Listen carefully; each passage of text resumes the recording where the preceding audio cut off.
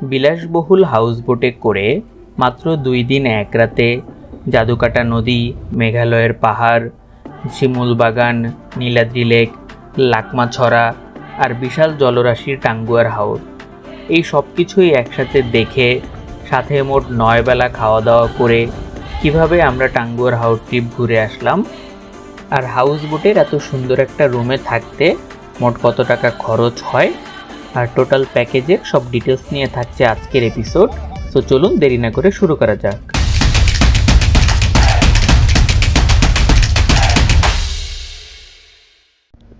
টাঙ্গুয়ার হাওরে যেতে হলে প্রথমেই আপনাকে যেতে হবে সুনামগঞ্জ। ঢাকা থেকে সুনামগঞ্জ যাওয়ার বেশ অনেকগুলো AC non AC bus available. আমরা 800 টাকা দিয়ে অ্যানা নন এসি বাসের টিকিট কাটি, আর এই হচ্ছে আমাদের বাস। বাসের সিটগুলো 800 টাকা নন এসি হিসেবে ওকে ছিল, তবে আরও ভালো হইতে পারতো। আর লম্বা রুটের চিন্তা করে আপনারা এসি বাসের টিকিট কাটতে পারেন, সেই ক্ষেত্রে ইম্পেরিয়াল অথবা অ্যানা এসি বাসের টিকিট আপনাদের জন্য ভালো হবে। এসি বাস টিকিটের খরচ 1200 থেকে 1500-1600 টাকা পর্যন্ত আছে। রাতে প্রায় 12টার দিকে বাসে উঠে আমরা সকালে 7টার দিকে নেমে যাই সুনামগঞ্জ নতুন ব্রিজ। আমরা যে হাউসবোটটি নিয়েছিলাম এটি হচ্ছে আনোয়ারপুর ঘাটে থাকে। আনোয়ারপুর কিংবা তাহিরপুর ঘাটে যাওয়ার জন্য এই নতুন ব্রিজে নামতে হয়। এই নতুন ব্রিজ থেকে সিএনজি অথবা লেগুনা করে আনোয়ারপুর ঘাট চলে যাওয়া যায়। আমরা জনপ্রতি 100 টাকা করে একটি সিএনজি ভাড়া করি। এই সিএনজি দিয়ে আমরা আমাদের আনোয়ারপুর ঘাটের দিকে যেতে থাকি। এই সুন্দর আব্দুর জহুর সেতু পার হয়ে হাতের ডান দিক দিয়ে আমরা যেতে থাকব। আর সকাল সকাল এই সুনামগঞ্জের চারপাশটা দেখতে যেতে যেতে বেশ ভালোই লাগছিল।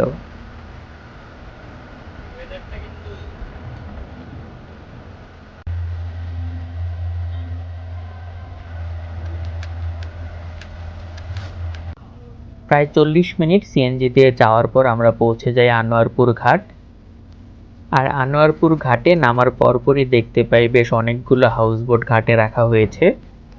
এক এক হাউসবোটের এক এক রকম গেট আপ। একসাথে সবগুলো হাউসবোট দেখতে বেশ ভালোই লাগছিল। আমাদের নৌকা ছিল এই সামনের রক্তি ব্রিজ পার হয়ে।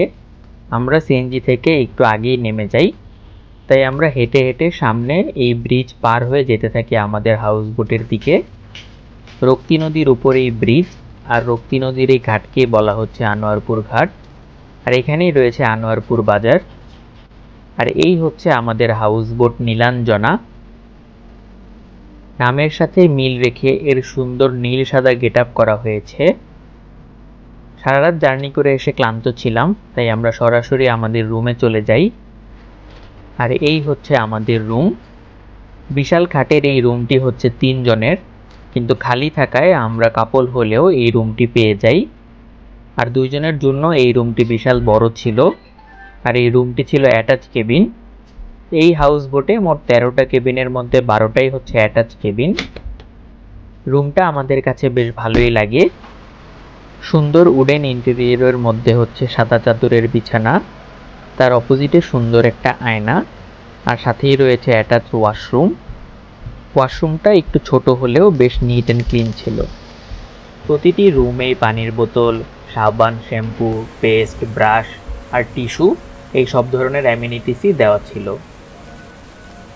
হাউসবোটে একটু আগে আগে পৌঁছানোর কারণে বাকি রুমগুলো আমি ফাঁকা পাই, এজন্য আমি বাকি রুমগুলোরও কিছু শট নিতে পারি। আর এই হাউসবোটের অন্যতম আকর্ষণ হচ্ছে এর ডাবল বেডরুম। বড় বড় ডাবল বেডের 3টা কেবিন রয়েছে, সবগুলো কেবিনই হচ্ছে অ্যাটাচড। আর এই হাউসবোটে ডেডিকেটেড 3টা কাপল কেবিনও রয়েছে।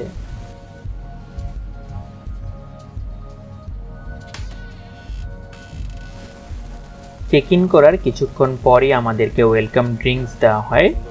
ওয়েলকাম ড্রিঙ্কস খেয়ে আমরা রুমে কিছুক্ষণ রেস্ট নিই, আর এরপরই আমাদের ব্রেকফাস্টের টাইম হয়। 9:30টার দিকে হাউসবোটের এই সুন্দর ছাদে আমাদেরকে ব্রেকফাস্ট সার্ভ করা হয়। আমাদের সকালবেলার নাস্তাটা শুরু হয় ডিম খিচুড়ি দিয়ে। ডিম খিচুড়ি আর সাথে হচ্ছে এই আচার। এই ছিল আমাদের সকালের নাস্তা। আর সারা রাত জার্নি করার পর এই নাস্তাটা আমাদের কাছে বেশ ভালোই লাগছিল।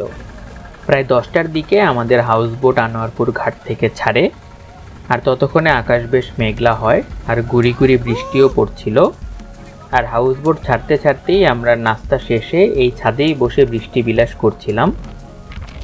আর আমাদের কাছে মনে হচ্ছিল আমরা আজ হাওরে এসেছি দেখে বৃষ্টি আমাদেরকে ওয়েলকাম করেছে।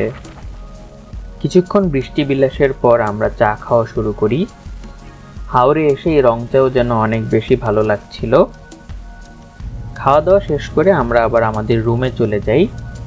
রুমে গিয়ে ঠিক জানালার পাশে বসে এই বিশাল জলরাশির হাওর দেখতে অনেক বেশি ভালো লাগছিল।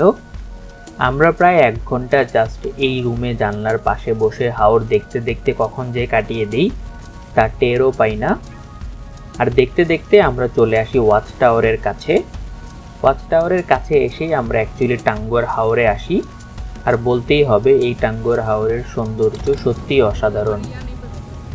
ওয়াচ টাওয়ারের এখানে আসতে আমরা দেখি যে অনেক হাউসবোট ওয়াচ টাওয়ার থেকে একটু দূরে নোঙর করা।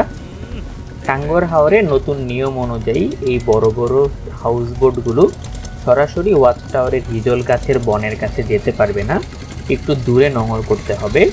এবং সব হাউসবোটগুলোই সেভাবেই নোঙর করে আছে। কিছু গণমাধ্যম এখানে টাঙ্গুয়ার হাওরে যাওয়া নিষিদ্ধ বলে এক ধরনের অপপ্রচারই চালায় বলতে গেলে। তো ওয়াচ টাওয়ারের এখানে যেতেই ছোট ছোট ডিঙি নৌকা চলে আসে আমাদের হাউসবোটের এখানে। আপনারা এখানে এসে ছোট ডিঙি নৌকা নিয়ে পুরো ওয়াচ টাওয়ার এরিয়া ঘুরে দেখতে পারবেন। নৌকা ভাড়া অ্যাভারেজে 200 থেকে 400 টাকা, নির্ভর করে যে কতজন উঠবেন। আমরা 250 টাকা দিয়ে একটা নৌকা ভাড়া করি। এই ছোট্ট ডিঙি নৌকা দিয়ে আমরা ওয়াচ টাওয়ারের কাছে যাব।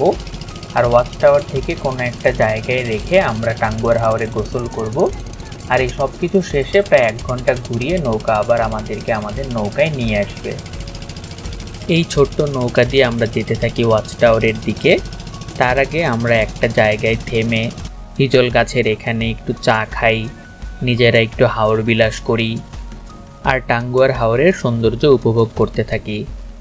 এখানে প্রায় আধা ঘন্টার মতো সময় কাটিয়ে আমরা চলে যাই ওয়াচ টাওয়ারে। ওয়াচ টাওয়ারটা দেখে সেখানে ভিড় থাকায় আর ওয়াচ টাওয়ারে আমরা উঠি না। ওয়াচ টাওয়ারে এখান থেকে ঘুরে আবার চলে আসি আমাদের হাউসবোটের এখানে। হাউসবোটের এখানেই আমরা ছোট নৌকায় থেকেই পানিতে গোসল করি। এই সব কিছু শেষ করে আমরা আবার আমাদের হাউসবোটে উঠে যাই। হাউসবোটে এসে ফ্রেশ হতে না হতে আমাদের লাঞ্চের সময় হয়ে যায়। তখন প্রায় 3টার মতো বাজে আর আমরাও ফ্রেশ হয়ে ছাদে চলে যাই লাঞ্চ করতে।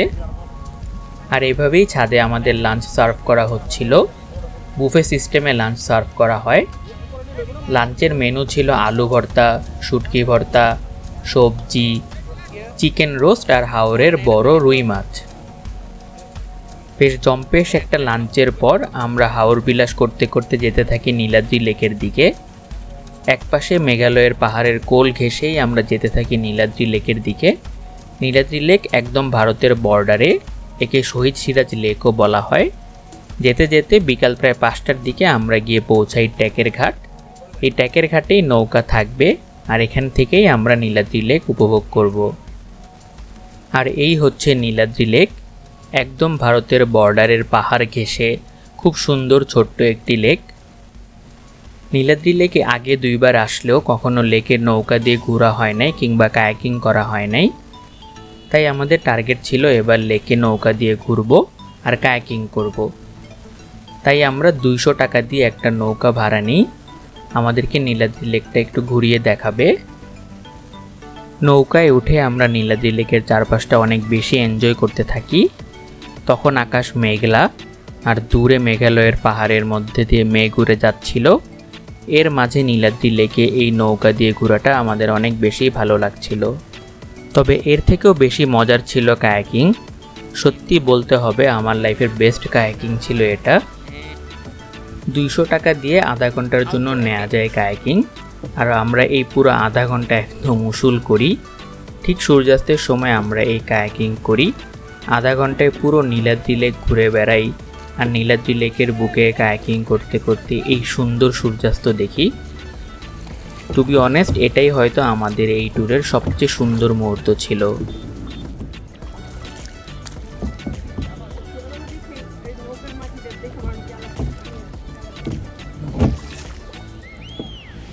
মাঝি হওয়ার স্বপ্ন পূরণ হচ্ছে। কায়াকিং শেষ করে সন্ধ্যার পর আমরা ট্যাকের ঘাটে কিছু কেনাকাটা করি। ওইখানে বেশ কিছু ইন্ডিয়ান প্রোডাক্ট পাওয়া যায়। আমরা কিছু সাবান, শ্যাম্পু আর ইন্ডিয়ান চকলেট কিনি। এরপর আমরা বোটে এসে একটু রেস্ট নিই। রেস্ট নিতে নিতে আমাদের ডিনারের টাইম হয়ে যায়। প্রায় 9:30টার দিকে আমরা হাউস বোটের ছাদে ডিনার করি। আর এই হচ্ছে আমাদের ডিনারের মেনু। রাতের খাবারের মূল আকর্ষণ হচ্ছে হাঁসের মাংস। এর সাথে ছিল মুড়ি ঘন্ট, আলু ভর্তা, বেগুন ভর্তা, সবজি। রাতেও আমরা বেশ মজা করে খাই। হালকা ঠান্ডা ওয়েদারে হাউস বোটের ছাদে বসে ডিনার করতে বেশ ভালোই লাগে। আর আশেপাশে আরও অনেক হাউস বোটে তখন রাতের লাইটে ট্যাকের ঘাটটা বেশ সুন্দর হয়ে উঠেছিল। রাতটা আমাদের এরকম ওয়েদারে বেশ ভালোই কাটে। এরপর রুমে এসে আমরা এক ঘুম দিয়ে একদম সকালে উঠি। সকালবেলা ঘুম থেকে উঠে হাওরের ছাদে এসে আমরা হাওরের আরও অনেক সুন্দর একটা রূপ দেখতে পাই। পুরো মেঘলা আকাশ আর এর সাথে ছিল হালকা ঝড়ো বাতাস।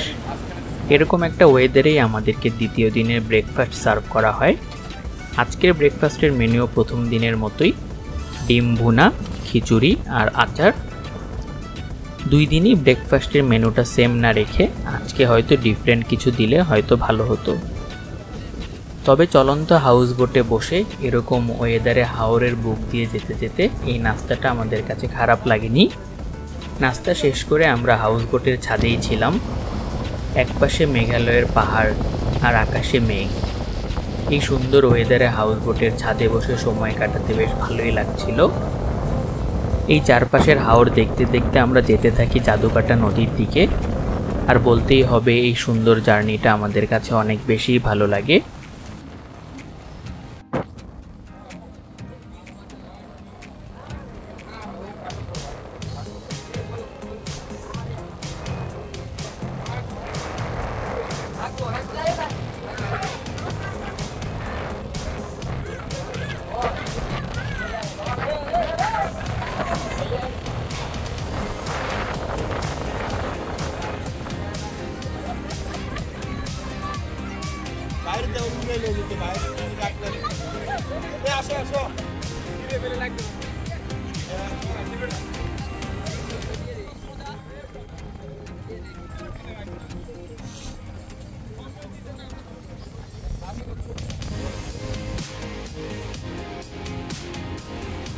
দেখতে দেখতে আমরা পৌঁছে যাই জাদুকাটা নদীতে। জাদুকাটা নদীতে পৌঁছানোর সাথে সাথে আমরা পানির রঙের একটা পরিবর্তন লক্ষ্য করি। হাওরের একটু ঘোলা পানি থেকে সাথে সাথে পানির রং হয়ে যায় একদম নীল। চোখের সামনে পানির রঙের এই পরিবর্তনটা দেখতে আমাদের বেশ ভালোই লাগে। জাদুকাটা নদীতে এর আগে 2বার আসলেও এবার হয়তো আমি সবচেয়ে বেশি সুন্দর কিছু দৃশ্য দেখতে পাই। আর বলতেই হবে বাংলাদেশের আর কোথাও নদী আর পাহাড়ে এত সুন্দর দৃশ্য দেখা যায় কিনা আমার মনে হয় না।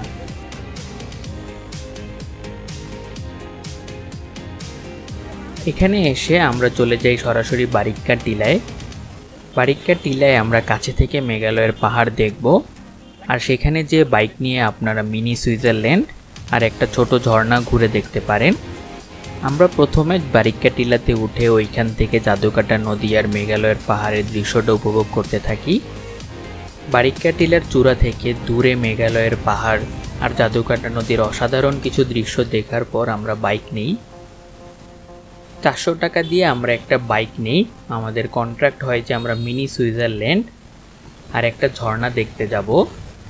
এই বাইক নিয়ে আমরা যেতে থাকি সেই মিনি সুইজারল্যান্ডের দিকে। দেখতে দেখতে আমরা চলে আসি মিনি সুইজারল্যান্ডের এখানে। সবুজ পাহাড় আর নিচে হচ্ছে সবুজ ধান ক্ষেত। এই দুইটা একসাথে হয়ে এটাকে মিনি সুইজারল্যান্ড বানায় দেওয়া হয়েছে। যাই হোক, মিনি সুইজারল্যান্ডটা অত বেশি আমাদের কাছে ইমপ্রেসিভ না হইলেও আমরা এরপর যেতে থাকি ঝর্ণার দিকে। ঝর্ণাটা যেখানে সেটা বারিক্কা টিলা থেকে একটু দূরেই, এজন্যই 400 টাকা বাইক ভাড়াটা একটু জাস্টিফাইড মনে হচ্ছিল। আর যেতে যেতে আমরা ওই মিনি সুইজারল্যান্ডেরই আরেকটা ডিফারেন্ট অ্যাঙ্গেলে সুন্দর একটা ভিউ দেখতে পাই। একটা স্থানীয় পাহাড়ি গ্রামের এখানে এসে আমরা থামি। এখানে একটু সামনে গেলে আমরা দেখতে পাই একটা ঝিরিপথ। আর এই ঝিরিপথ ধরে একটু উপরে গেলেই একটা বড় পাহাড় থেকে যখন ঝিরিপথটা নামছে সেটাকেই ঝর্ণার নাম দেওয়া হয়েছে, যদিও এটা বেসিক্যালি ওরকম কোনো ঝর্ণা না। তারপর একটা মিনি ঝর্ণার নাম দিয়ে এখানে সবাইকে নিয়ে আসা হচ্ছে। তবে এই ঝর্ণার ঠান্ডা পানিতে হাত মুখ ধুয়ে নিতে বেশ ভালোই লাগে। ঝর্ণা দেখা শেষ করে আমরা বাইক ধরে আবার সোজা চলে আসি আমাদের হাউস বোটে। আমাদের হাউস বোটে এবার বারিক্কা টিলা থেকে ওই পারে জাদুকাটা নদীর তীরে নেওয়া হবে। ওই পারে নৌকা রেখে আমাদেরকে 1 ঘন্টা সময় দেওয়া হয় জাদুকাটা নদীতে গোসল করতে। যেখানে নৌকা রাখা হয় সেখানে আশেপাশের জাদুকাটা নদী আর মেঘালয়ের পাহাড়ের বেশ অসম্ভব সুন্দর একটা দৃশ্য দেখা যাচ্ছিল। এই দৃশ্য দেখতে দেখতে আমরা জাদুকাটা নদীতে গোসল সেরে নেই। জাদুকাটা নদীতে গোসল শেষ করতে করতে প্রায় দুপুর 2টা বেজে যায়। এরপর ফ্রেশ হয়ে 2:30টার দিকে আমরা আমাদের লাঞ্চ করে নেই। এটা হচ্ছে জাদুকাটা নদীতে মেঘালয়ের পাশে আমাদের দ্বিতীয় দিনের লাঞ্চ। দ্বিতীয় দিনের লাঞ্চও বেশ অনেকগুলো আইটেম ছিল। এর মধ্যে ছিল চিকেন কারি, কই মাছ ভুনা, আলু ভর্তা, লইট্টা শুটকি ভর্তা আর সবজি। এর মধ্যে মুরগির মাংস আর লইট্টা শুটকি ভর্তাটা অনেক বেশি মজা ছিল। আর প্রায় 1 ঘন্টা জাদুকাটা নদীতে গোসল করার পর আমাদের বেশ ভালোই ক্ষুধা লাগে। এজন্য আমরা সবাই একটু বেশি মজা করে আমাদের লাঞ্চ সারি। লাঞ্চ করতে করতে আমরা জাদুকাটা নদীর ওই পারে শিমুল বাগানে চলে যাই। ম্যাক্সিমাম হাউস বোটই দুপুরের আগেই হচ্ছে শিমুল বাগানে ঘোরায়, তখন শিমুল বাগানে একটা ভিড় থাকে। কিন্তু দুপুরের পর এই বিকেলবেলায় আমরা শিমুল বাগানটা বেশ ফাঁকাই পাই। আর এই সুন্দর শিমুল বাগানে যতবারই আসি ততবারই আমার চোখ জুড়িয়ে যায়। আগে শিমুল বাগানের এন্ট্রি ফি 30 টাকা থাকলেও এখন এন্ট্রি ফি 50 টাকা করা হয়েছে। তবে 50 টাকা করলেও ভেতরে কিছু সুন্দর বেঞ্চ বসানো হয়েছে আর চারপাশটা আর একটু সুন্দর সংরক্ষিত করা হচ্ছে বলে আমাদের মনে হয়েছে। শিমুল বাগানে প্রায় আধা ঘন্টার মতো সুন্দর কিছু সময় কাটিয়ে আমরা আবার চলে আসি আমাদের হাউস বোটে। এবার ফেরার পালা। আর ফিরতে ফিরতে চলুন আপনাদেরকে হাউস বোটের খরচ সম্পর্কে ডিটেলস ধারণা দিয়ে নিই। আমাদের যে 2 দিন 1 রাতের প্যাকেজটি দেখলেন, এই প্যাকেজটির কয়েকটি ক্যাটাগরি রয়েছে। এই হাউস বোটে মোট 4 ক্যাটাগরির রুম রয়েছে। আমরা যেই রুমে ছিলাম সেটা ছিল 3 জনের রুম বা ট্রিপল কেবিন। এই ট্রিপল কেবিনে 3 জন থাকলে খরচ হচ্ছে জনপ্রতি 8,000 টাকা করে, যেটা শুক্র শনি ছাড়া বা অন্যান্য দিন আসলে ডিসকাউন্ট দিয়ে 6,500 থেকে 7,000 টাকা পড়তে পারে। আর যে ডাবল বেডের 3টি রুম রয়েছে সেখানে একটি রুমে 4 জন করে থাকতে পারে, সেই ক্ষেত্রে খরচ হচ্ছে জনপ্রতি 8,000 টাকা করে, সেটাও দিন অনুযায়ী ডিসকাউন্ট দিয়ে 6,500 থেকে 7,000 টাকা পড়ে। আর যে কাপল কেবিনগুলো দেখলেন সেই কাপল কেবিনের ভাড়া হচ্ছে 18,000 টাকা 2 জনের জন্য, সেটাও ডিসকাউন্ট দিয়ে 15 থেকে 16,000 টাকা পড়বে অন্যান্য দিনে। আর হাউস বোটে একটা নন অ্যাটাচ 4 জনের কেবিন রয়েছে, সেটাই জনপ্রতি 5 থেকে 6,000 টাকা পড়বে। হাউস বোট বুকিংয়ের নাম্বার স্ক্রিনে, ডেসক্রিপশন বক্স আর কমেন্টে দেওয়া আছে। এখানে কল কিংবা হোয়াটসঅ্যাপ করে হাউস বোট বুকিং করে আসতে পারবেন। আগে থেকে হাউস বোট চয়েস করে অ্যাডভান্স দিয়ে বুকিং করে না আসলে ঘাটে এসে ভালো কোনো হাউস বোট পাওয়া যায় না। সো এই ছিল আমাদের 2 দিন 1 রাতের টাঙ্গুয়ার হাওর ট্রিপ। এই টাঙ্গুয়ার হাওর ট্রিপ নিয়ে যে কোনো প্রশ্ন বা কোনো কিছু জানার থাকলে নিচে কমেন্ট বক্সে কমেন্ট করবেন। আর ভিডিওটি এ পর্যন্ত দেখার জন্য অনেক অনেক ধন্যবাদ। কে কোথা থেকে ভিডিওটি দেখলেন সেটাও কমেন্ট করে জানিয়ে দিবেন। আজ এ পর্যন্তই। আমি আসিফ হিমেল। আল্লাহ হাফেজ।